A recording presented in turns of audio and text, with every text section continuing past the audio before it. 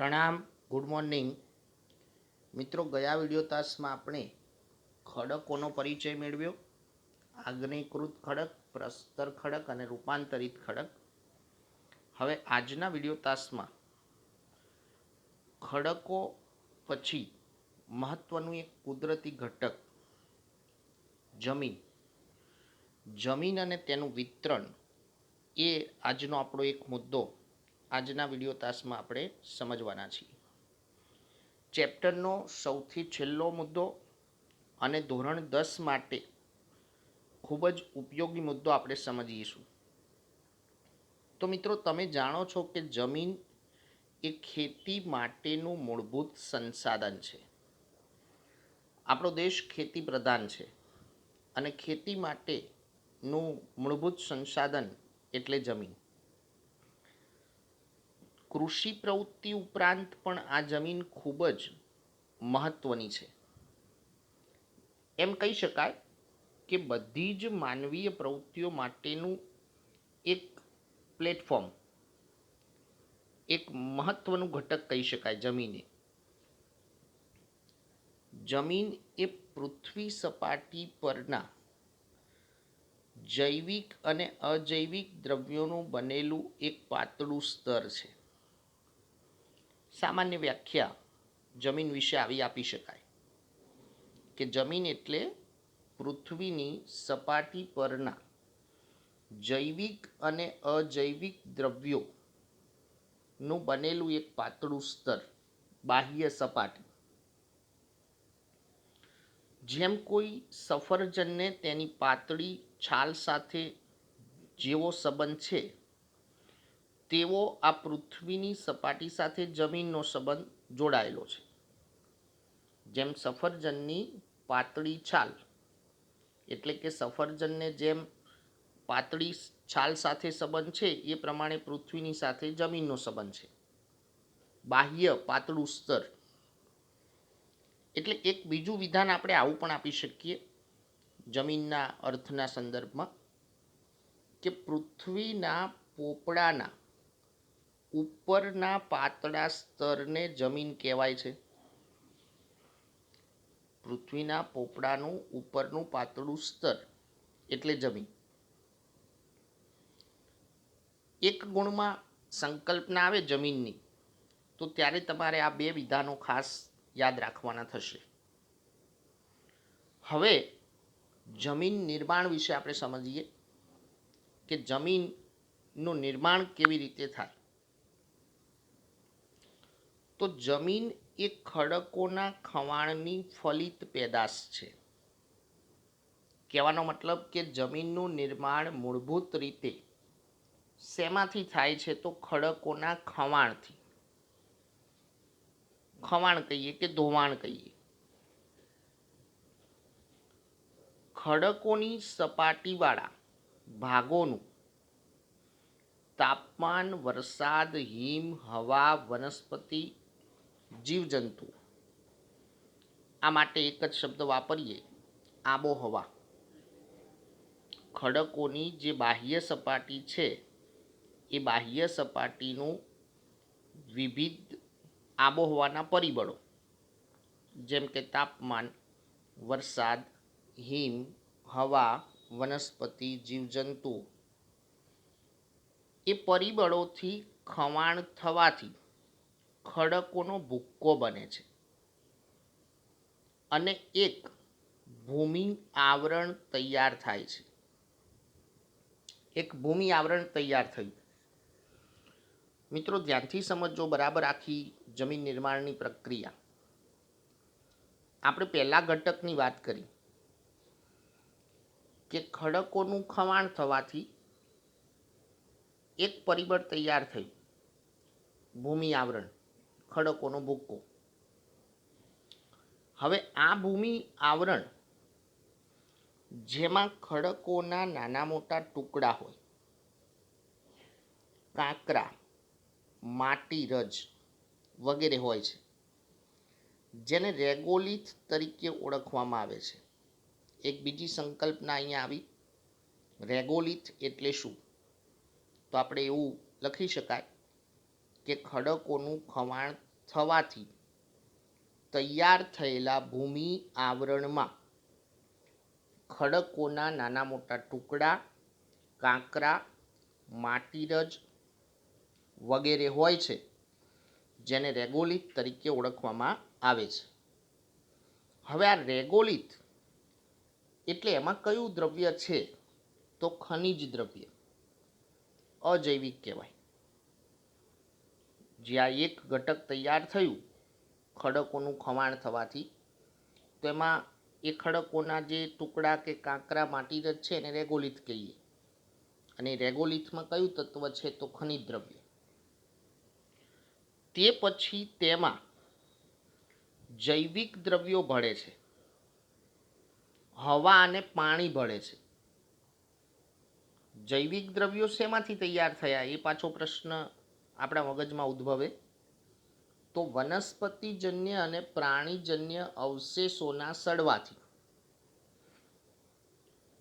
જૈવિક દ્રવ્યોનું નિર્માણ થાય અને ત્યારબાદ એમાં હવા અને પાણી ભળે. છેવટે તેમાંથી જમીન બને છે, અંતે જમીનનું નિર્માણ થાય. એટલે આ પ્રમાણે જમીન નિર્માણની આ પ્રક્રિયા ઘણા લાંબા સમયની છે. કોઈ ટૂંકા સમયગાળામાં જમીનનું નિર્માણ શક્ય નથી.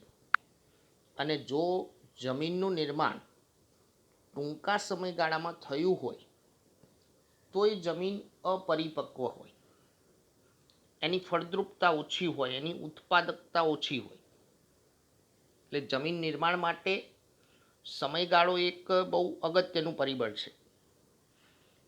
મિત્રો, પરીક્ષાલક્ષી તમારે આ જમીન નિર્માણ પ્રક્રિયા જે 2 ગુણ માટે અથવા 3 ગુણ માટે પૂછાઈ શકે છે. એટલે આપણે નોટ્સબુકમાં જમીન નિર્માણની પ્રક્રિયા આજના હોમવર્કમાં તમારે લખવાની થશે. હવે મિત્રો, આપણે ભારતમાં જમીનના પ્રકારો, તો ICAR Indian council of agriculture research એણે જે ભારતના ભૌગોલિક પ્રદેશોના વિવિધ અભ્યાસ કર્યા છે એ મુજબ 8 લાક્ષણિકતાઓ, મતલબ કે જમીનના પ્રકારો, જેને 8 ભાગમાં વિભાજિત કરી શકાય. પણ આપણે અહીંયા તમારે ધોરણ 9માં મુખ્ય 6 પ્રકારો સમજવાના છે. જ્યારે ધોરણ 10માં તમે અભ્યાસ કરશો તો ત્યારે તમારે 2 પ્રકાર બીજા અન્ય સમજવાના થશે. તો 6 પ્રકાર કયા? કાંપની જમીન, કાળી જમીન કે રેગુર, રાતી જમીન, પડખાઉ જમીન કે લેટેરાઇટ, પર્વતીય જમીન અને છઠ્ઠું છે રણ પ્રકારની જમીન. પરીક્ષામાં 2 ગુણમાં પ્રશ્ન પણ આવી શકે કે જમીનના પ્રકારો જણાવો, તો ત્યારે આપણે આ પ્રકારો જણાવવાના થાય. હવે જોઈએ એક એક પ્રકાર વિશે આપણે. તો કાંપની જમીન. કાંપની જમીન જેના 2 પેટા પ્રકાર પડે છે, ખદર અને બાંગર. મિત્રો, આ બંને શબ્દો આપણે ચેપ્ટરમાં અગાઉ પણ આવેલા ઉત્તરના મેદાની પ્રદેશના મુદ્દામાં. તો એની સંકલ્પના આપણે ધ્યાનથી સમજીએ. નદીઓના નિક્ષેપણથી તૈયાર થતી નવા કાંપની જમીનને ખદર તરીકે ઓળખવામાં આવે છે. નદીના નિક્ષેપણથી તૈયાર થતી નવા કાંપની જમીન, જેને ખદર તરીકે ઓળખવામાં આવે. પૂરના મેદાનોથી બનેલી આ જમીનો, જે મુખ્યત્વે નદીઓની નજીકના ક્ષેત્રમાં જોવા મળે, જ્યાં નદી તંત્ર હોય એના નજીકના ક્ષેત્રમાં આ પ્રકારની જમીન જોવા મળે. પ્રમાણમાં રેતાળ હોય છે જ્યારે નદી ખીણોના ઉપરવાસમાં આવેલી એકંદરે જૂનો કાપ ધરાવતી જમીન એ બાંગર તરીકે ઓળખવામાં આવે છે. બાંગરની સંકલ્પના નદી ખીણોના ઉપરવાસમાં આવેલી એકંદરે જૂનો કાપ ધરાવતી જમીન એટલે બાંગર, જે ચીકણી અને ઘેરા રંગની હોય છે. શોર્ટ ક્વેશ્ચન પણ છે આ મુદ્દામાં ઘણા બધા. જમીનોના પ્રકાર જે આપણે સમજીએ છીએ, ઘણા બધા શોર્ટ ક્વેશ્ચન છે. કાપની જમીન એ દેશના ઘણા મોટા વિસ્તારમાં જોવા મળે છે. ઘણો મોટો વિસ્તાર છે જો ક્ષેત્રફળ પ્રમાણે ગણીએ તો. આ જમીનની ફળદ્રુપતા જુદા જુદા સ્થળોએ ભિન્ન ભિન્ન જોવા મળે છે. ફળદ્રુપતા બધા જ પ્રદેશોમાં એક સરખી નથી, જુદી જુદી હોય. પણ સામાન્ય રીતે આ જમીન ઘણી જ ઉપજાઉ હોય છે. મતલબ કે ખેતી સંદર્ભે આ જમીનનું મહત્વ સૌથી વધારે કહી શકાય. તો આ જમીન ભારતના કયા ભૌગોલિક પ્રદેશમાં છે? કોઈ જ આપણે ગોખણપટ્ટી કરવાની આવતી નથી, કેમ કે અગાઉ આપણે 5 જે પ્રાકૃતિક વિભાગો આપણા ભણ્યા એના સંદર્ભમાં આપણે યાદ રાખવાનો પ્રયત્ન કરવાનો. ઉત્તરનું મેદાન મોટા ભાગે પંજાબ, ઉત્તર પ્રદેશ, પશ્ચિમ બંગાળ વગેરે રાજ્યો જ્યાં આ પ્રકારની કાપની જમીન વિશેષ પ્રમાણમાં આવેલી છે. એ પછી બીજો પ્રકાર છે કાળી જમીન.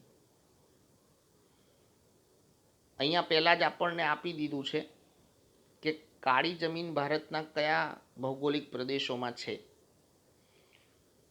તો એ માટે તમે ખાસ પહેલાં એવું યાદ રાખશો કે કાળી જમીન એ દ્વીપકલ્પીય ઉચ્ચ પ્રદેશની ભેટ છે. પાઠમાં આપણે શીખ્યા મિત્રો, દ્વીપકલ્પીય ઉચ્ચ પ્રદેશ ક્યાં છે? તો કર્કવૃતથી નીચે જે ત્રિકોણાકાર ઊંધો ત્રિકોણ બને છે એ ભૌગોલિક પ્રદેશમાં મોટા ભાગે કાળી જમીન આવેલી છે. દ્વીપકલ્પીય ઉચ્ચ પ્રદેશમાંથી એનું નિર્માણ થયું છે. એટલે મહારાષ્ટ્ર, પશ્ચિમી મધ્યપ્રદેશ, ગુજરાત, કર્ણાટક, આંધ્રપ્રદેશ, તેલંગાણા અને તમિલનાડુમાં જોવા મળે છે. હવે એની લાક્ષણિકતા જોઈએ આપણે. તો આ જમીન ચીકણી અને કસવાળી હોય છે. ચીકણી અને કસવાળી, લાંબા સમય સુધી ભેજ ગ્રહણ કરવાની ક્ષમતા ધરાવે છે. અને જો ખડકોના સંદર્ભમાં કહીએ તો આ જમીન રૂપાંતરિત ખડકો દ્વારા તૈયાર થયેલી છે. એટલે કે આ જમીનનું નિર્માણ રૂપાંતરિત ખડકોમાંથી થયેલું છે. ઓબ્જેક્ટિવ ક્વેશ્ચન આવ્યો અહીંયા પણ કે કાળી જમીનનું નિર્માણ અથવા કાળી જમીન કયા ખડકોમાંથી તૈયાર થાય છે? તો રૂપાંતરિત ખડકો. કપાસના પાક માટે વધુ અનુકૂળ છે કાળી જમીન. તેથી જ તો તે કપાસની કાળી જમીન તરીકે જાણીતી બની છે. આ જમીનનું બીજું નામ રેગુર. મિત્રો, અહીંથી 2 માર્ક્સનું ભૌગોલિક કારણ પૂછાય છે. મોસ્ટ ઇમ્પોર્ટન્ટ કારણ, વારંવાર પૂછાયેલો પ્રશ્ન કે કપાસની જમીન, કાળી જમીનને કપાસની કાળી જમીન તરીકે ઓળખવામાં આવે છે. વિધાન કે કારણ આવે. અને એટલા માટે જ તમારે નોટ્સબુકમાં પણ જમીનના આ 2 પ્રકારો ખાસ લખવાના છે આજના હોમવર્કમાં. જમીન નિર્માણ પ્રક્રિયા અને આ 2 ક્વેશ્ચન, કાપની જમીન અને કાળી જમીન, એ બંને આજના હોમવર્કમાં ખાસ લખવાના થશે. ત્યાર પછી ત્રીજો પ્રકાર છે રાતી જમીન. રંગના આધારે આ જમીનની ઓળખ થાય છે. હવે જે રીતે આપણે કહ્યું કે કાળી જમીન એ રૂપાંતરિત ખડકોમાંથી તૈયાર થાય, તો એ પ્રમાણે રાતી જમીન આગ્નેય અને રૂપાંતરિત ખડકો ધરાવતા ક્ષેત્રોમાં આવેલી છે. મતલબ કે રાતી જમીનનું નિર્માણ એ પણ આગ્નેય અને રૂપાંતરિત ખડકોમાંથી થાય છે. લાક્ષણિકતા મુજબ આ જમીનમાં લોહ તત્વ અને સેન્દ્રિય તત્વ ને લીધે આ જમીનનો રંગ રાતો દેખાય છે. શોર્ટ ક્વેશ્ચન છે ઘણા બધા.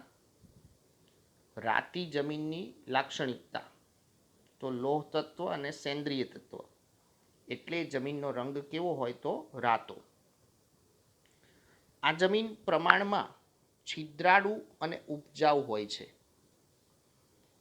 હવે જોઈએ કે ભારતના કયા ભૌગોલિક પ્રદેશોમાં આ પ્રકારની જમીન આવેલી છે. તો પશ્ચિમ તરફ ગોવા, કર્ણાટક, દક્ષિણમાં તમિલનાડુ અને પૂર્વ તરફ આંધ્ર, ઓડિશા અને ઝારખંડ. આ રીતે યાદ રાખવાનો આપણે પ્રયત્ન કરવાનો. પશ્ચિમ અને પૂર્વના કયા કયા ભૌગોલિક પ્રદેશો એને વિભાજિત કરી દેવાના. ચોથો પ્રકાર છે પડખાઉ જમીન કે લેટેરાઇટ જમીન. જે રીતે નામ છે જમીનોના એ રીતે જ એની ઓળખ છે.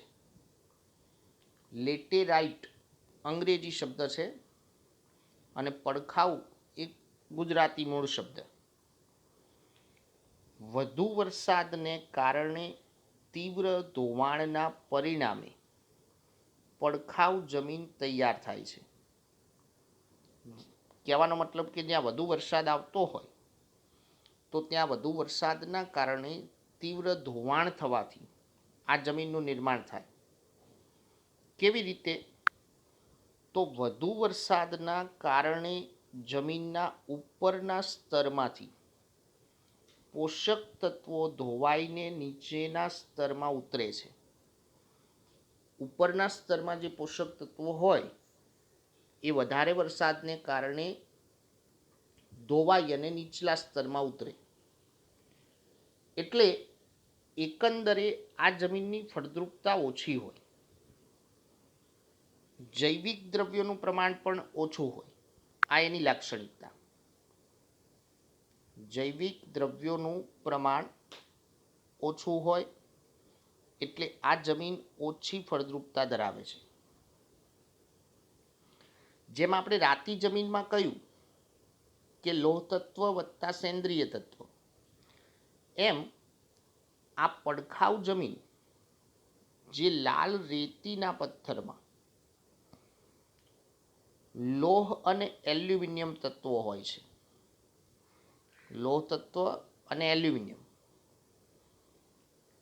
આ પથ્થરોના ધોવાણથી અહીંની જમીન રાતા રંગની હોય છે. રાતો એટલે લાલ જ. હવે જોઈએ કે આ પ્રકારની જમીન ભારતના કયા પ્રદેશોમાં છે. તો હમણાં કહ્યું એમ કે જ્યાં વધુ વરસાદ આવતો હોય ત્યાં આ પ્રકારની જમીન આવેલી છે. દખ્ખણના પહાડી પ્રદેશો, કર્ણાટક, કેરળ, ઓડિશા અને પૂર્વોત્તરના કેટલાક ભાગોમાં, પૂર્વોત્તર એટલે ઉત્તર પૂર્વ, ત્યાંના કેટલાક ભાગોમાં છે. મહદઅંશે આમ ગણીએ તો દક્ષિણમાં જે પહાડી પ્રદેશો છે દક્ષિણના, કર્ણાટક, કેરળ, ત્યાંના એ ભૌગોલિક પ્રદેશોમાં પડખાઉ જમીન કે લેટેરાઇટ જમીન વિશેષ જોવા મળે છે. ત્યાર પછી પર્વતીય જમીન, પાંચમો પ્રકાર. તો જંગલોના કારણે જૈવિક દ્રવ્યોનું પ્રમાણ વધારે હોય છે.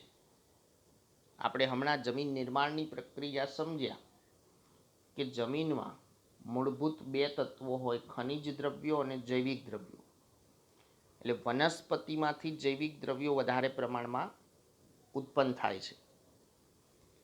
જો કે અલગ અલગ સ્થળો પર તે ભિન્નતા પણ ધરાવે છે. શિવાલિક પર્વત શ્રેણીઓ પર આ જમીન ઓછી કસવાળી અને અપરિપક્વ જણાય છે. આપણે ચેપ્ટરના પહેલા વિડીયો તાસમાં સમજ્યા હતા ઉત્તરની વિશાળ પર્વતીય શ્રેણી, જેમાં ઉત્તરનો જે ભાગ હતો ઉત્તર હિમાલય, એની ત્રીજી પર્વતીય શ્રેણી હતી શિવાલિક પર્વતીય શ્રેણી બાહ્ય. તો એ શિવાલિક પર્વતીય શ્રેણીમાં આ જમીન છે એ ઓછી કસવાળી અને અપરિપક્વ જણાય છે. આ જમીન રેતાળ, છિદ્રાળુ અને જૈવિક દ્રવ્યોના અભાવવાળી જોવા મળે છે. ફક્ત આ ભાગની વાત છે, શિવાલિક પર્વત શ્રેણીના ભાગની. આવી જમીન દેશના પર્વતીય વિસ્તારોમાં જોવા મળે છે, એટલે જ તો એને પર્વતીય જમીન કહેવાય છે. તો પર્વતીય ભાગ એટલે ઉત્તર અને પૂર્વ, સંપૂર્ણ ઉત્તરનો ભાગ અને ઉત્તર પૂર્વનો ભાગ ઈશાન. મેઘાલય, અરુણાચલ, ત્યાર પછી પૂર્વની પર્વતીય શ્રેણીઓ, અને આ બાજુ ઉત્તરમાં ઉત્તરાખંડ, હિમાચલ પ્રદેશ, કેન્દ્ર શાસિત પ્રદેશ લદ્દાખ, જમ્મુ કાશ્મીરમાં આવી જમીન જોવા મળે છે. નામ જે રીતે છે એ જ રીતે આપણે એના ભૌગોલિક પ્રદેશો યાદ રાખવાના. છઠ્ઠો પ્રકાર છે રણ પ્રકારની જમીન. ભારતના લગભગ મોટા ભાગના ભૌગોલિક પ્રદેશોની આપણે વાત થઈ. દ્વીપકલ્પીય ઉચ્ચ પ્રદેશ, એના પશ્ચિમ પૂર્વ, ઉત્તરનું મેદાન, ઉત્તર, ઉત્તર પૂર્વ. હવે મિત્રો એક ભાગ બાકી રહ્યો, તમને ખ્યાલ આવી ગયો હશે. ગુજરાતથી ઉપરનો ભાગ, ઉત્તર પશ્ચિમ મોટા ભાગે. તો રણ પ્રકારની જમીન, આ જમીન ભારતના શુષ્ક અને અર્ધ શુષ્ક વિસ્તારોમાં છે, જ્યાં વરસાદનું પ્રમાણ નહિવત અથવા બિલકુલ ઓછું હોય. એ ભૌગોલિક પ્રદેશોમાં રણ પ્રકારની જમીન આવેલી છે. ગુજરાત, રાજસ્થાન, પંજાબ અને હરિયાણામાં મુખ્યત્વે આ જમીન જોવા મળે છે. લાક્ષણિકતા જોઈએ તો ક્ષાર કણોની અધિકતા, એટલે ક્ષાર તત્વ સૌથી વધુ હોય અને જૈવિક દ્રવ્ય સૌથી ઓછા હોય. એટલે કે જૈવિક દ્રવ્યનું પ્રમાણ બિલકુલ ઓછું. એટલે ખેતી સંદર્ભે આ પ્રકારની જે જમીન છે એનો કોઈ ખાસ ઉપયોગ વધારે શક્ય નથી. અમુક કૃષિ પેદાશોનું ઉત્પાદન લઈ શકાય, પણ લગભગ બહુ ઓછા પ્રમાણમાં. સિંચાઈની સગવડથી આ જમીનમાં હવે ખેતી શક્ય બની છે. જે ઉપર સિંધુની શાખા નદીઓ છે સતલુજ, એ સતલુજ નદીનું નહેર તંત્ર રાજસ્થાન સુધી હવે વિકસિત થયું છે. એટલે હવે એ નહેર તંત્રના કારણે કૃષિ વધારે શક્ય બને છે. મિત્રો ચેપ્ટરમાં આપણે એક 2 માર્ક્સનું તમને કારણ બતાવ્યું હતું. એ કારણ હવે પૂર્ણ રીતે સાબિત થઈ ગયું કે આ પ્રમાણે ભારતમાં આબોહવા, ભૂપૃષ્ઠનું વૈવિધ્ય છે, જેના કારણે દેશની જમીનમાં પણ વિવિધતા જોવા મળે છે. તો આ સાથે આપણે અહીંયા આપણું પ્રકરણ 14 ભારત સ્થાન, ભૂસ્તરીય રચના અને ભૂપૃષ્ઠ ભાગ 2 પૂર્ણ થયું.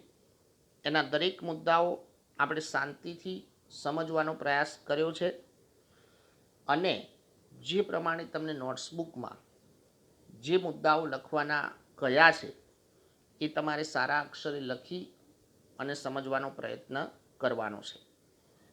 મિત્રો આજના વિડીયો તાસમાંથી તમારે ફક્ત 3 મુદ્દા લખવાના છે.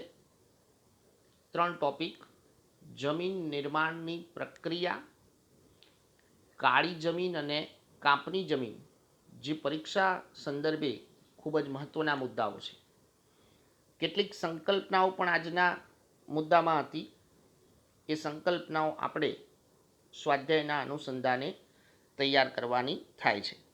અસ્તુ, પ્રણામ.